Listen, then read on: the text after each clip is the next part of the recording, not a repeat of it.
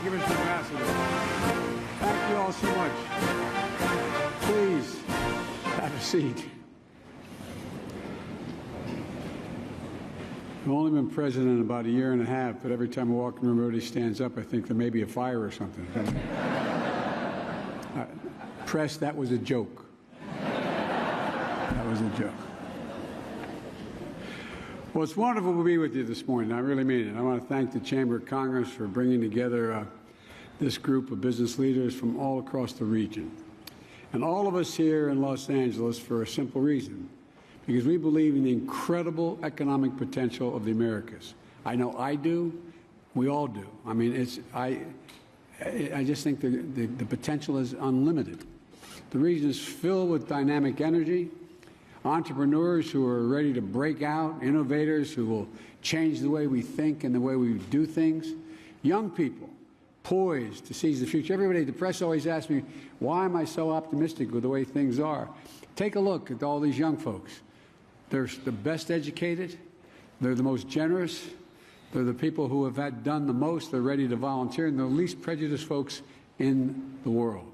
It's a new generation, and it's an underpinning gives me an enormous sense of, and I mean this sincerely, an enormous sense of optimism.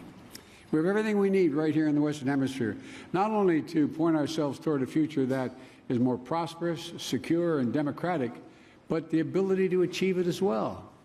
And for all of you, are essential to making sure we get to this place we have to get to. You know, the private sector is able to move quickly, to mobilize vast amounts of investment capital, as are going to be needed to unlock the enormous potential for growth in this hemisphere, in the region. And when we combine the ability of government to direct economic activity towards specific challenges, to help mitigate risk, guard against unfair practices, and create predictable demand, with the agility of the private sector, I believe we can deliver real improvement for people's lives. I really believe it. You know, just my wife often reminds me that I had a doctor who a long time ago who was saying when I had an aneurysm, he kept saying, is it congenital or is it environmental? And I said, I don't care. You just get it done. He said, you know what your problem is, Senator? I said, no. He said, you're a congenital optimist. But I am. I'm an American. That's why I'm a congenital optimist. So look, I really mean it. We can do anything. Jobs that pay good wages and respect workers' rights. Communities that come to life around investments. Families that can envision a future with an opportunity, just as my dad would say, just give them a little bit of breathing room. A little bit of breathing room. When that happens, everyone prospers, including all of you. All of you. But to achieve this, we've got to update our recipe, in my view, for economic growth. It's time to put a nail in the coffin, in my view, of trickle-down economics. It doesn't work. It keeps in an increasingly smaller and smaller world. It doesn't work. It keeps yielding the same results: greater inequity, slower growth, less competition, and less innovation. In the past few years, we've exposed the weakness of prioritizing short-term profits and working exclusively to maximize efficiency. We learned firsthand the pain that happens when just-in-time supply chains break down or hit a bottleneck. It's a fundamental difference. And you all felt it as well. The COVID-19 pandemic triggered a global economic crisis that we're still digging out of. And now Putin's brutal, unprovoked war in Ukraine has created economic disruptions that are affecting the entire globe. And that's not hyperbole. And these won't be the only shocks we're going to have to navigate. Climate change is increasing the pace and intensity of natural disasters. I leave from here on my way back east. I'm going to be stopping in New Mexico. They've had an incredible impact on their environment of late. Rising inequity and food insecurity around the world can fuel political instability. You all know that. And the question is not if we face another pandemic, it's when we face it, and are we going to be prepared this time?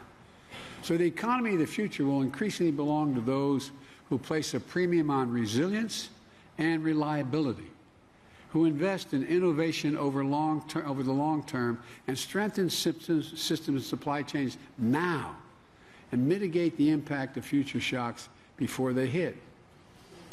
Each of us, the government and the private sector, have a critical role to play. That's why I'm focused on driving economic policies that grow our economy from the bottom up and the middle out. Because quite frankly, when that works, everybody does well. And the wealthy do very, very well. No one gets hurt. No one gets hurt. For example, here in the United States, we're making a generational investment in our infrastructure. We used to be #1 in the world when I first came to the United States Congress. Now we're number 13 in the world. 13. I don't have to tell business people what that means in terms of economic growth. But we're fixing that. That's going to be the benefit to the entire region. We're investing $1.2 trillion bipartisanly to upgrade our infrastructure, to fix crumbling roads and bridges and ports, airports all across the country. That's going to help you get goods to market faster while creating good-paying union jobs. And I know a lot of you don't like my saying union, but union jobs to support working families, because that's what's happening. Everyone benefits. Everybody wins when that occurs. And the return on our investment is going to strengthen U.S. competitiveness throughout the 21st century. You know, this is the same approach we're taking across America's Partnership for Economic Prosperity. Many of the countries in our region qualify as middle-income countries. But that label doesn't remove the persistent structural challenges that run in deep inequity. Middle income means you don't get the benefit of a lot of opportunities. So we can change that. Help governments make life better, easier, and fairer for the peoples by using hemispheric multinational financial institutions to modernize and mobilize greater levels of private investment and create good-paying jobs. I know the real barriers for you to contend with. That's why we want to work with you to level the playing field. As I said last night, the United States is prepared to put new capital in the Inter-American Development Bank's private sector lending arm, the IDB Invest, to help catalyze the flow of private capital into the region, especially to support startups, digital connectivity, and renewable energy and health. For example, we need to make it easier for countries in Latin America and the Caribbean to develop their 5G infrastructure without having to choose between investing in their digital future or renewable energy structure. To be able to do both. We need to unlock the financing so both can be done at the same time. We want to make sure our closest neighbors have a real choice between the debt trap development that has become more and more common in the region, and the high-quality, transparent approach to infrastructure and investment that delivers lasting gains for workers and their families. And by working through the U.S. International Development Finance Corporation to lower the risk around these kinds of investments, support policy reforms, and improve investment in climate in countries. Excuse me, the investment climate, the climate of investment in these countries. And level the playing field. We're going to open up new areas of private sector investors that are not only economically viable, but are highly desirable. You know, over the course of this summit, the governments are coming together to make significant concrete commitments across a range of issues vital to achieving sustainable and equitable growth throughout the region. On bringing supply chains closer to home, on fostering innovation and developing a shared framework for our digital future, on kicking our action on climate change into high gear and speeding our clean energy transition, on bolstering health systems and food security in the Western Hemisphere, on managing safe and orderly migration as a shared responsibility through innovative and coordinated action to enforce our borders and stabilize migrant populations while seizing a shared opportunity for economic growth. My challenge to all of you is, if you step up and play a bigger role in driving inclusive, sustainable, equitable growth in the 21st century, a lot's going to happen. What more can you do to engage in these issues to shape our future? Not as a favor to me or to any government leader, but because it's your own overwhelming economic self-interest. If you make the investments necessary to build more secure and resilient supply chains, that's ultimately going to bring down your costs and make you more competitive and boost your bottom line. You're going to hear from John Kerry about the opportunities for private sector innovation and new markets that will be critical to reach our climate goals. Yesterday, Vice President Harris spoke about the $3.2 billion mobilized by our call to action efforts in Central America, including from several companies in this room, to bring quality economic opportunity to the region.